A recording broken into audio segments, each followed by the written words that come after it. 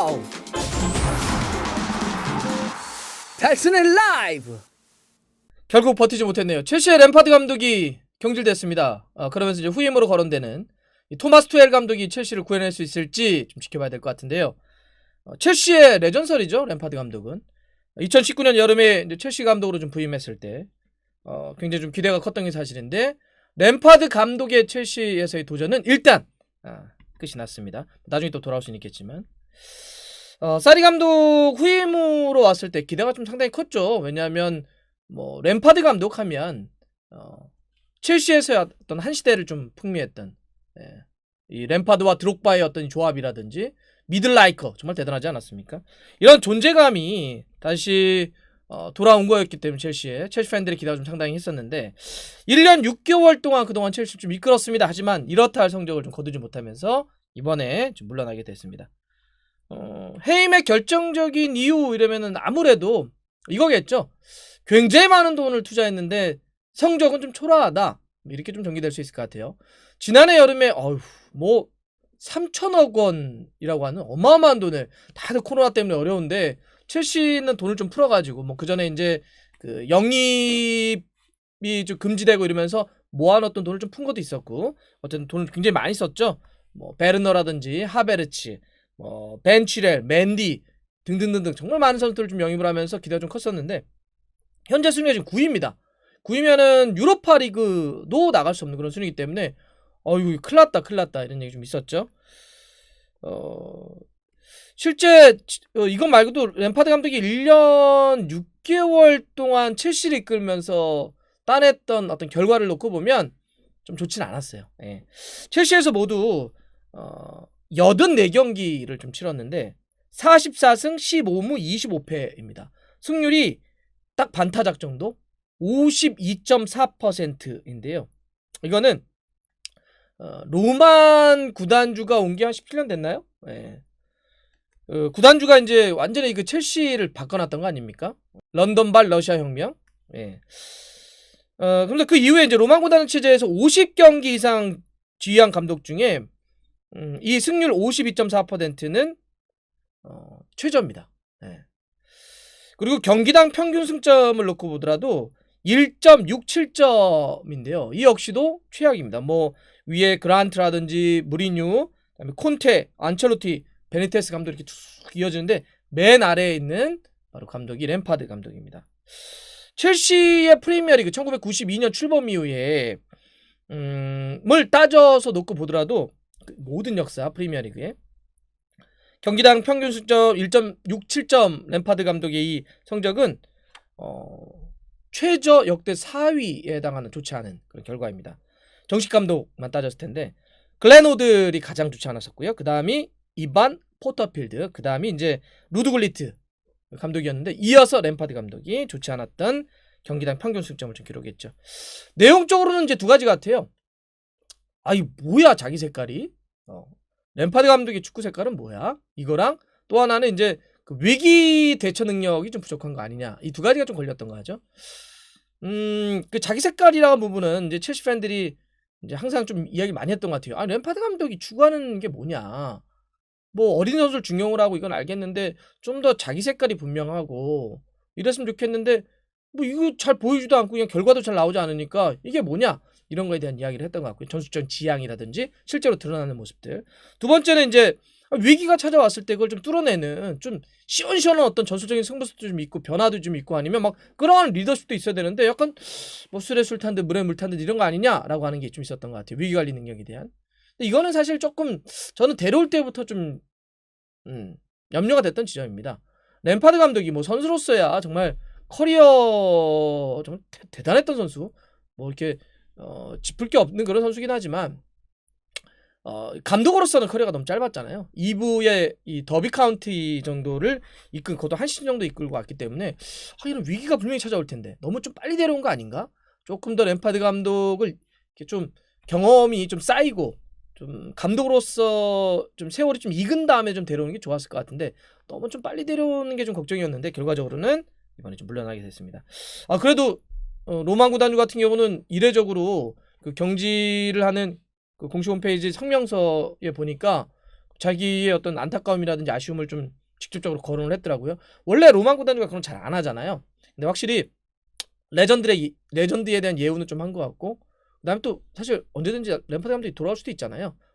다시 돌아서 그런 것에 대한 약간 뭐 퇴로라고 할까요? 다시 돌아올 수 있는 길도 하나 좀 열어놨다 이렇게 보는 것도 있고, 또 한편에서는 야 그래도 그렇지 너무 무자비한 거 아니야? 로만 구단주가 사실 감독 이렇게 탁탁탁 해임하는 거는 뭐 유명하잖아요.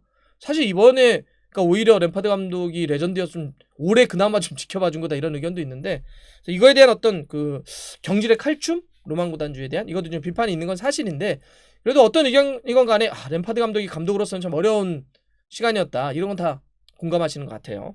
자 그러면 이제 아무래도 첼시 팬들의 그 다음 문제 이제 지켜보시는 것들은 뭐냐면, 지금 후임으로 투엘이 거의 올 거다 이런 거 아닙니까? 파리를 이끌었던 뭐 그전에 이제 도르트문트라든지 그전에 이제 마인츠라든지 이렇게 이끌었던 감독인데 어떨까 이런 이제 기대들이 좀 많습니다.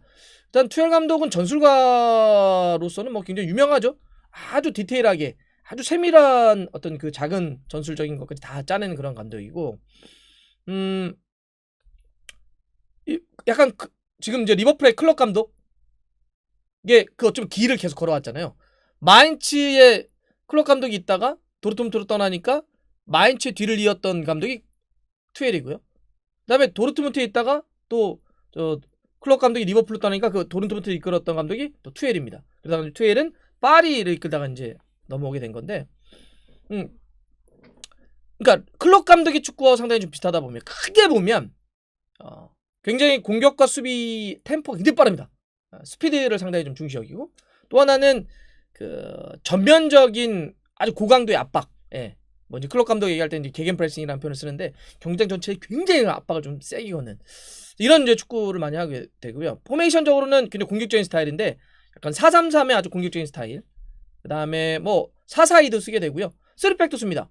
3백도 써서 3-5-2 형태도 쓰고 3-4-3 같은 형태도 쓰고 포메이션 좀 다양하게 쓰는데 주력은 일단 4-3-4입니다. 이렇게 좀 볼 수 있겠고, 사실 이 투엘 감독 같은 경우도 지도자로서 상당히 그 공을 많이 들였죠. 축구 커리어에 있어서. 왜냐하면 25살 때 부상 때문에 이제 은퇴한 이후에 축구 지도자로서의 어떤 길을 거기에서 이렇게 막 연구와 그 공부를 많이 한 감독이기 때문에 그러니까 전술적으로는 굉장히 좀 디테일한 부분이 있는데 약간 그런 건 있습니다. 이렇게 막 뭐라 그러죠?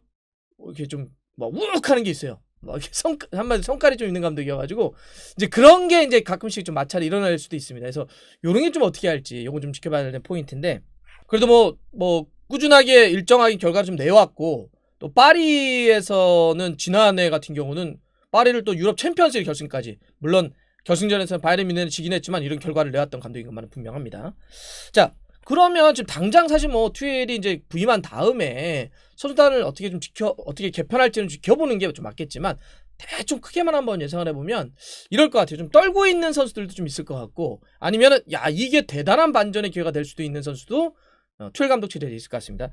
대충 좀 이거 좀 떨 수도 있겠다라고 하는 선수는 제가 봤을 때 조르지뉴는 모르겠어요. 조르지뉴는 살짝 좀 위험한 느낌도 좀 있습니다. 아까 말했던 것처럼 투엘이 굉장히 그 수비에 대한 미드필더는 특히 막 압박하고 많이 뛰고 막 그런 어떤 압박에 가담하고 이런 선수를 좀 좋아하는데, 조르지뉴가 그럴까? 수비에 대한 능력 이런 것 때문에 잠깐 걸릴 수도 있겠다는 생각이 좀 들고, 그다음에 램파드 감독체에서 중용받았던 마운트와 에브라함은 정말 지켜봐야 될 것 같아요. 사실 뭐 마운트 같은 경우는 거의 램파드 감독의 아들 이렇게 좀 부르지 않았습니까? 근데 이렇게 감독이 뭔가 바뀌면 자기 어떤 상징적인 어떤 변화를 좀 가져갈 때 전임 감독의 색깔 주기 같은 게 좀 있거든요. 그렇게 놓고 봤을 때는 마운트와 에브라함 같이 이렇게 좀 중용했던 젊은 선수들은 살짝 좀 위험할 수도 있다. 이런 게 좀 느껴지고요. 이 선수는 정말 어찌 보면 투엘 감독 체제에서 확 올라갈 수도 있겠다는 선수는 플래식입니다. 플래식 같은 경우는 그 도르트문트 시절에 19세 이하 팀에 있을 때 그 어린 선수를 콜업 시켜가지고 스타 만들어가지고 주력으로 성장시킨 감독이 바로 투엘입니다. 그러니까 플래식을 너무나 잘 알고 플래식을 어떻게 써야 되는지 잘 알기 때문에 플래식은 완전히 올라갈 가능성도 있다 이렇게 좀 보이고요. 또 이제 이거는 뭐 어찌 보면 첼시 팬들에게는 이 선수들 살려줘요 이런 선수들일 것 같은데, 베르너와 하베르츠 이 사실 두 선수를 고쳤을 수 있느냐 없느냐가 투엘 감독이 어찌 보면 성패를 또 좌우할 수도 있을 것 같아요. 베르너와 하베르츠가 굉장히 큰 기대를 보고 첼시에 영입되긴 했는데 너무 안 좋았잖아요. 정말 극도의 부진에 좀 빠졌고, 사실 이런 게 결과적으로는 첼시를 힘들게 했고 램파드 감독의 경질까지도 이어지는 게 됐죠.